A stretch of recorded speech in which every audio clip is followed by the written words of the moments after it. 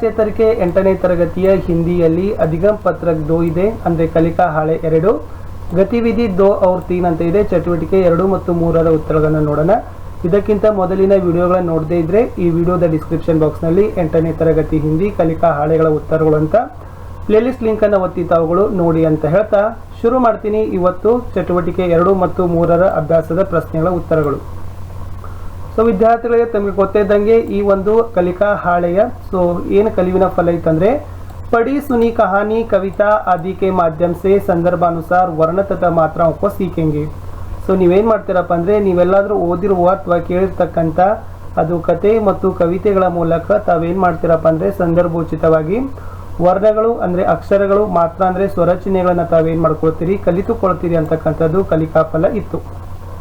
ಗತಿವಿಧಿ 2 ಅಂದರೆ ಕಲಿಕಾ ಚಟುವಟಿಕೆ ಇರತಕ್ಕಂಥದ್ದು 2. ಸ್ವರೋं की मात्राओं का परिचय, ಸ್ವರ ಚಿಹ್ನೆಗಳ ಪರಿಚಯ ಅಂತ ಇದೆ.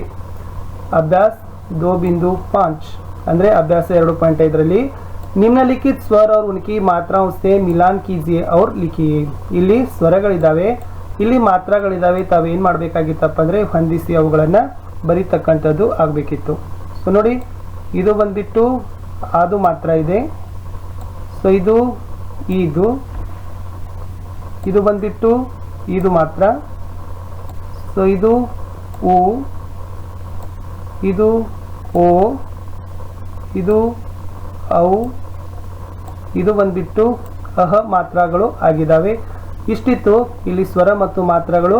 ಸೊ ತಪ್ಪದೇ ತಾವುಗಳು ಸ್ವರ ಮತ್ತು ಮಾತ್ರಗಳನ್ನು ಬರೆಯೋದನ್ನು ರೂಢಿಸಿಕೊಂಡ್ರೆ ಮುಂದಿನ ಕಲಿಕಾ ಚಟುವಟಿಕೆಗಳು ಸರಳವಾಗಿ ಆಗ್ತವೆ.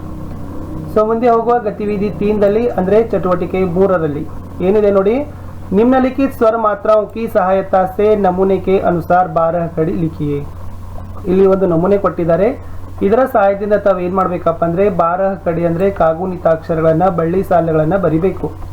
ನೋಡಿ ಏನಿದೆ, ಕ, ಕ, ಕಿ, ಕಿ, ಕು, ಕು, ಕೃ, ಕೆ, ಕೈ, ಕೋ, ಕೌ, ಕಂ, ಕಹ ಅಂತಕ್ಕಂಥದ್ದು ಏನಿತ್ತಪ್ಪ ಅಂತಂದರೆ ಬಳ್ಳಿ ಸಾಲುಗಳಿತ್ತು.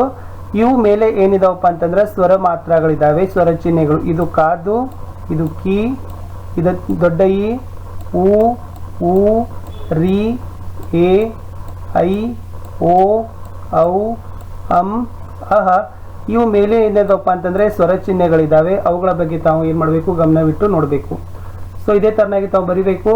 ಎಸ್, ಕ, ಕ, ಕಿ, ಕಿ, ಕು, ಕು, ಕೃ, ಕೆ, ಕೈ, ಕೋ, ಕೌ, ಕಂ, ಕಹ.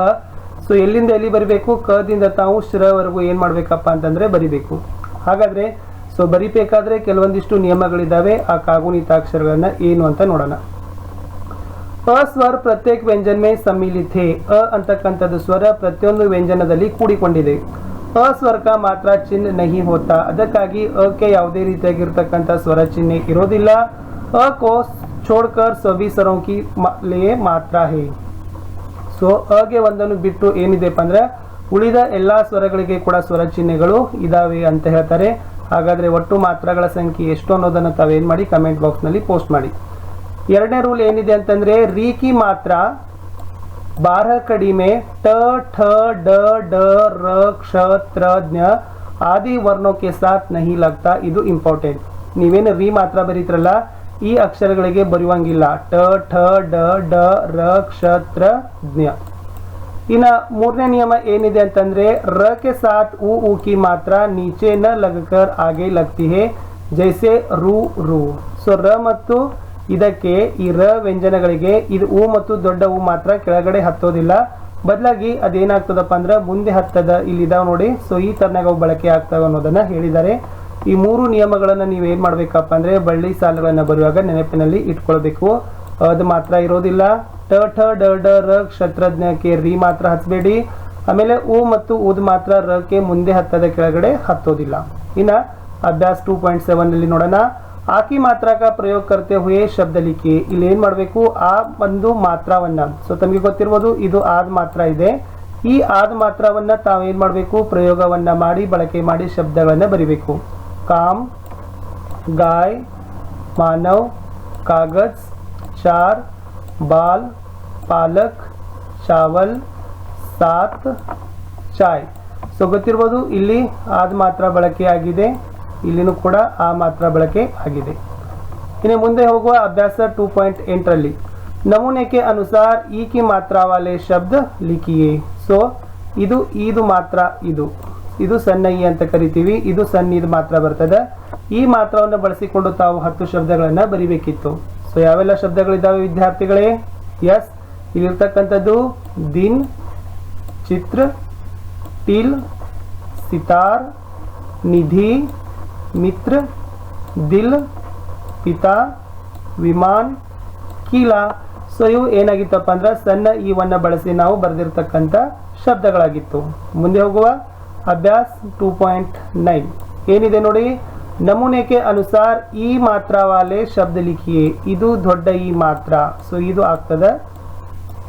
ಸೊ ಈ ಒಂದು ಮಾತ್ರ ಚಿಹ್ನೆಯನ್ನು ಬಳಸಿ ತಾವೇನು ಮಾಡಬೇಕಿತ್ತು? 10 ಶಬ್ದಗಳನ್ನು ಬರಿಬೇಕಿತ್ತು.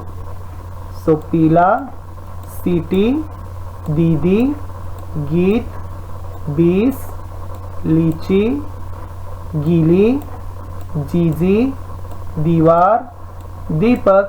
ಇಷ್ಟು ಏನಾಗಿತ್ತಪ್ಪ ಅಂದ್ರೆ 10 ಶಬ್ದಗಳನ್ನು ನಾನು ಏನು ಮಾಡಿದ್ದೀನಿ? ದೊಡ್ಡ ಈ ಮಾತ್ರವನ್ನು ಬಳಸಿ ಬರೆದಿದ್ದೀನಿ. ವಿದ್ಯಾರ್ಥಿಗಳೇ, ಈ ಒಂದು ವಿಡಿಯೋದಲ್ಲಿ ಗತಿವಿಧಿ 2 ಚಟುವಟಿಕೆ 2ರಲ್ಲಿ ಸ್ವರ ಚಿಹ್ನೆಗಳ ಒಂದು ಜೋಡಿಸಿ ಬರೆಯಿರಿ. ಆಮೇಲೆ ಗತಿವಿಧಿ 3ರಲ್ಲಿ ನಾವು ಬಳ್ಳಿ ಸಾಲುಗಳನ್ನು ಬರೆಯೋದನ್ನು ನೋಡಿದ್ದೀವಿ. ಬಳ್ಳಿ ಸಾಲುಗಳನ್ನು ಬರಿಬೇಕಾದ್ರೆ ನಿಯಮಗಳು ಏನಿದ್ದಾವೆ ನೋಡಿದ್ದೀವಿ. ಆ, ಈ ಮತ್ತು ದೊಡ್ಡ ಈ ಮಾತ್ರಗಳನ್ನು ಬಳಸಿ ಬರಿತಕ್ಕಂಥ ಶಬ್ದಗಳನ್ನು ಸಹಿತ ನಾವೇನು ಮಾಡ್ಕೊಂಡಿವಿ ನೋಡಿದ್ದೀವಿ. ಸೊ ಇಷ್ಟೇ ಇತ್ತು ಈ ವಿಡಿಯೋದಲ್ಲಿ. ವಿಡಿಯೋ ಇಷ್ಟ ಆದರೆ ಒಂದು ಲೈಕ್ ಮಾಡಿ, ನಿಮ್ಮ ಫ್ರೆಂಡ್ ಸರ್ಕಲ್ಗೆ ಶೇರ್ ಮಾಡಲು ಮರೆಯದಿರಿ. ಯಾಕಂದರೆ ಅವ್ರಿಗೂ ಕೂಡ ಶೇರ್ ಮಾಡಿದರೆ ಅವರು ಕೂಡ ವಿಡಿಯೋವನ್ನು ನೋಡ್ತಾರೆ. ಮತ್ತೆ ಸಿಗ್ತೀನಿ ಇದೇ ಒಂದು ಕಲಿಕಾಫಲ 2 ಚಟುವಟಿಕೆ 3ರಲ್ಲಿರ್ತಕ್ಕಂಥ ಅರ್ಧದಷ್ಟಾಗಿದ್ದಾವೆ. ಮುಂದಿನ ಒಂದು ವಿಡಿಯೋದಲ್ಲಿ ಅವುಗಳನ್ನು ಪೂರ್ಣ ಮಾಡಲಿಕ್ಕೆ ಪ್ರಯತ್ನವನ್ನು ಮಾಡ್ತೀನಿ. ಸೊ ಹೋಪ್ ವಿಡಿಯೋ ಇಷ್ಟ ಆಗಿದೆ ಅಂತ ಅಂದ್ಕೊಂಡಿದ್ದೀನಿ. ಸೊ ನನಗೆ ತಾವು ಕಮೆಂಟ್ ಮಾಡಬೇಕಾಗಿತ್ತು ಮಾತ್ರಗಳ ಸಂಖ್ಯೆ ಎಷ್ಟು ಅನ್ನೋದನ್ನು. ಸೊ ತಾವು ಉತ್ತರಗಳನ್ನ ಕಮೆಂಟ್ ಮಾಡಿ, ನಾನು ನಿಮಗೆ ಖಂಡಿತವಾಗಿ ರಿಪ್ಲೈ ಮಾಡ್ತೀನಿ.